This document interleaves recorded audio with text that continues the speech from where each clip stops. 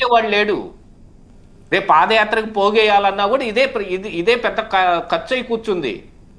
అదేనా చుక్కలు చూపిస్తా, హడావిడి చేస్తా, పాదయాత్రలో మామూలుగా ఉండదని చెప్పేదంతా ఇదంతా రోజుకొక సినిమా చూడాలి. సినిమా ఏంటో సినిమాలు తీయాలి కదా. ఇప్పుడు ఒక్కసారి బీజేపీ పార్టీ నుంచి కృష్ణకాంత్ గారు ఉన్నారు. సార్ నమస్కారం. Advocate sir. నమస్తే పవన్ గారు, మీకు తోటి ప్యానలిస్టులకు అందరికీ నమస్కారం సార్. సార్ ఎట్లా ఉంటుంది అంటే గతంలో మనం మాట్లాడుకున్నాం, అక్టోబర్ ఆ టైంలో జగన్మోహన్ రెడ్డి గారు వెళ్ళినప్పుడు నంబర్ ఇవ్వలేదు, ఆ తర్వాత ఏదో మేము కాంటాక్ట్ చేయడానికి ప్రయత్నిస్తే లేదు, ఆ తర్వాత కోర్టుకు వాళ్ళు విషయాన్ని చెప్తే వ్యక్తిగతంగా రాగానే మా దగ్గరికి వచ్చి మీరు మాట్లాడాలి అని చెప్పడం, ఆ తర్వాత హైదరాబాద్ వచ్చి కూడా హడావిడి చేసే ప్రయత్నం చేయడం, ఏదో పెద్ద ర్యాలీగా, ఇవన్నీ కూడా జరిగినాయి కదా. ఈసారి మరి మళ్ళీ వెళ్తున్నారు, ఎట్లా ఉండబోతోంది ఏంటి, ఒక అడ్వకేట్గా ఏం చెప్తారు? సార్ అది ఇప్పుడు ఒకటేనంటే ఈయన బెయిల్ మీద ఉన్నారు. మన ఆర్టికల్ 21 అనేది క్లియర్ గా ఒక మ్యాండేట్ చేస్తుంది. ఏంటంటే ఒక కండిషనల్ బెయిల్ మీద ఉన్న వ్యక్తి ఆ కండిషన్స్ ని సాటిస్ఫై చేస్తే and with court permission, with only court permission he can travel if it's really mandatory necessary. అంటే ఖచ్చితంగా అది ఒక ఖచ్చితమైన పని, మేము వెళ్ళాలి, ఇది ఒక కుటుంబానికి సంబంధించిన విషయము, మా యొక్క కుటుంబంలో ఒక డాటరో ఎవరో ఒకరు చదువుతున్నారో లేకపోతే ఫారెన్ ఉన్నారో ఆమెను విజిట్ చేయడానికి నేను కోరుతున్నానని చెప్పి ఇట్లా పెటిషన్స్ వేస్తే జనరల్లీ కోర్టులు మొగ్గు చూపుతాయి. ఎందుకంటే ఇది ఇంకా ట్రయల్ దశ స్టార్ట్ అవ్వలేదు, ఈయన సిబిఐ కేసులు అవి ఇంకా నడుస్తున్నాయి. అండ్ బెయిల్ కండిషన్స్ ఇప్పటివరకైనా సాటిస్ఫై చేశాడు. బట్ గత లండన్ టూర్ లో మీరు చూస్తే ఆయన మీరు అన్నట్టుగా ఒక నెంబర్ కూడా ఇవ్వకుండా, సరైన కాంటాక్ట్ డీటెయిల్స్ ఇవ్వకుండా ఇవన్నీ చేశారు. అప్పుడు చాలా వ్యతిరేకత వచ్చింది. అప్పుడు కోర్టు వారు కూడా చాలా తీవ్రంగా దాన్ని తప్పుపట్టారు. సో దానికే ఇవాళ రోజు క్లియర్ గా మీ ఇటినరీ కాంటాక్ట్ డీటెయిల్స్ అన్ని క్లియర్ గా ఇవ్వాలి మీరు, అండ్ ఎక్కడికి వెళ్తున్నారు ఏంటి, మీ స్కెడ్యూల్ కూడా ఇప్పుడు క్లియర్ గా ఇవ్వాలి అని చెప్పి చెప్పడం జరిగింది. కోర్టుకి అవన్నీ సమర్పించిన తర్వాతే సరే ఆ కండిషన్స్ మీద ఆయనకి పర్మిషన్ ఇచ్చారు ఇప్పుడు వెళ్ళడానికి ఈ యూరోప్ టూర్ కి. సో అవన్నీ ఉన్నాయి. బట్ సార్ చెప్తున్నట్టు దీని లోపాయుక్తం ఏంటన్నది అది వైసీపీ కార్యకర్తలు వాళ్ళ నాయకుడికే తెలియాలి అది. ఎందుకంటే కోర్టు పరంగా మాత్రం ఆయన క్లియర్ గా ఆయన స్కెడ్యూల్ ఇచ్చాడు, ఎక్కడికి వెళ్తున్నాను, ఏ దేశానికి వెళ్తున్నాడు, ఏ పలానా డేట్లు ఎప్పుడు ఉంటాను, అండ్ టైం కూడా April 20 నుంచి May 15 వరకు టైం అడిగాడు. సో ఈ May 15 లోపల ఆయన ఎట్టి పరిస్థితుల్లో మళ్ళీ ఇండియాకి వచ్చేయాలి. అంతవరకే టైం క్లియర్ గా అందులో ఇచ్చాడు ఆయన, ఆ పెటిషన్ లో మెన్షన్ చేశారు వాళ్ళు. సో May 15 లోపల మళ్ళీ ఆయన ఇండియాలో ఉండాలి, మళ్ళీ కోర్టుకి ఆయన ఆన్సర్ చెప్పాలి. 30 రోజులు అడిగితే 25 రోజులు ఇచ్చింది పర్మిషన్. అవును, అందుకనే. సో ఈ లోపల అంటే అన్ని కండిషన్స్ ఉంటాయి సార్ క్లియర్ గా పెటిషన్ లో, జనరలీ అన్ని మెన్షన్ చేస్తారు. అంటే ఏంటంటే నేను అన్ని ఈ లోపల సిబిఐ వారు ఒకవేళ ఈ లోపలే మధ్యంతరంగా రమ్మంటే కూడా నేను వచ్చేస్తాను, నేను రెడీగా ఉన్నాను రావడానికి. ఇప్పుడు మీరు ఒక అడ్వకేట్ గా ఇవన్నీ మాట్లాడారు కదా, బీజేపీ ప్రతినిధిగా ఏం చెప్తారు? అసలు ఏంటి, ఎందుకు పోతున్నాడు అన్న? ఇంత మరి హడావిడి చేసింది కదా రాష్ట్రంలో, ఇప్పుడు ఏదో మత్స్యకారుల దగ్గరికి పోవడం, పార్టీ శ్రేణులు, తర్వాత ఇక పాదయాత్ర మొదలు పెట్టబోతున్నా, ఆ తర్వాత 3 ప్రాంతాల్లో కూడా క్యాంప్ ఏర్పాటు చేసుకోబోతున్నా, హైదరాబాద్, బెంగళూరు, ఆ తర్వాత తాడేపల్లి ప్యాలెస్, ఇట్లాంటి అరేంజ్మెంట్ జరుగుతున్నాయి. ఇంకా కార్యకర్తలు ఊపు వచ్చే సమయంలో మళ్ళీ వాళ్ళ ఊపు పైన నీళ్లు జల్లి లండన్ పోవడం, ఎట్లా ఇది? సార్ ఇది వైసీపీ పార్టీలో వాళ్ళ జననేత జగన్ గారు ఇప్పటివరకు చెప్పిన మాట మీద ఎప్పుడు నిలబడిన దాఖలాలు ఎప్పుడూ లేవు. ఆయన ఇవాళ పొద్దున్న లేగిసి ఒకటి చెప్తారు, మళ్ళీ నెక్స్ట్ డే మార్నింగ్ ఇంకో కొత్త కథనం అందుకుంటారు.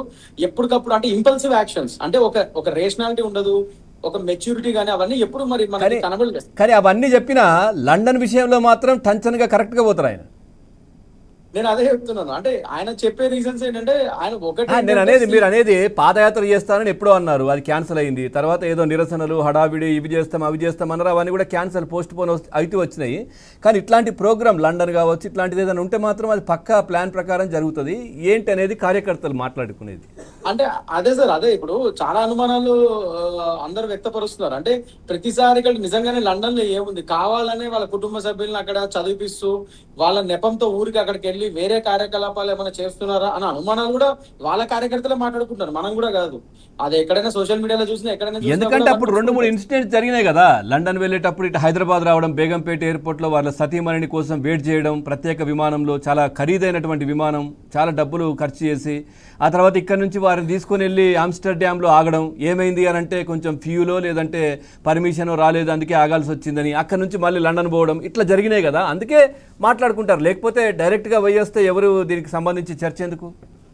100% అండి. సో ఇవన్నీ అనుమానాలకి తావు తీస్తున్నాయి. నేను చెప్పేది అదే, 100%. ఇప్పుడు జగన్మోహన్ రెడ్డి గారు ఎప్పుడు ఏం చేస్తారో, మామూలుగా చెప్పిన మాట ఒకటి, చేసేది ఒకటి. కాకపోతే చెప్పిన మాట ఒకటి, చేసేది ఒకటి. కాకపోతే ఒక్కసారి సాగర్ గారు మీద ఆడియో ఒక్కసారి ఆపండి, మ్యూట్ లో పెట్టండి. సాగర్ గారు మ్యూట్ లో పెట్టండి. రైట్, కృష్ణకాంత్ గారు. యా, సో ఆయన చెప్పేది ఒకటి చేసేది ఒకటి, కానీ ఈ విదేశీ విహారయాత్రలకు మాత్రం ఒక పక్క ప్రణాళిక ప్రకారం వెళ్తూ, పోయినసారి ఇలాంటివి చేయబట్టే సరైన కాంటాక్ట్ డీటెయిల్స్ కూడా ఇవ్వకపోవడం అనేది అసలు చాలా దారుణం. అది దానికే కోర్టు చాలా సీరియస్ గా తీసుకొని ఈసారి అన్ని కండిషన్స్ అడుగుతుంది. అవన్నీ కూడా ఈసారి సాటిస్ఫై చేసి ఆ పర్మిషన్స్ తీసుకుని వెళ్ళారు టైంతో సహా, ఈ పలానా టైంలో వస్తాయని చెప్పి. కానీ మీరు చెప్పినట్టు ప్రతిసారి ఏదో ఒక అనుమానాస్పదంగా ఆ టూర్స్ ఉంటున్నాయి. డెఫినెట్ గా ఇప్పుడు ఆ రోజు ఆమ్స్టర్డామ్ లో ఎందుకు ఆగారు, పర్మిషన్ రాలేదని చెప్పడము, దాని తర్వాత ఆమ్స్టర్డామ్ లో చాలా సేపు ఉండిపోవడము జనరల్లీ మన అందరికి తెలుసు. అంటే ఆమ్స్టర్డామ్ అనేది అదొక జనరల్లీ దేనికి కేంద్ర బిందువు అందరికి తెలుసు. ముఖ్యంగా ఇట్లా మనీ లాండరింగ్ అవి కూడా అలాంటివి చేస్తూ ఉంటారు అక్కడ చాలా. So we don't know exactly what is happening. అంటే ఇట్లాంటి వాటిలో ఆపి మరి అక్కడి నుంచి వెళ్ళటం అనేది కొన్ని కొత్త కొత్త అనుమానాలకు తాగుతీస్తున్నది.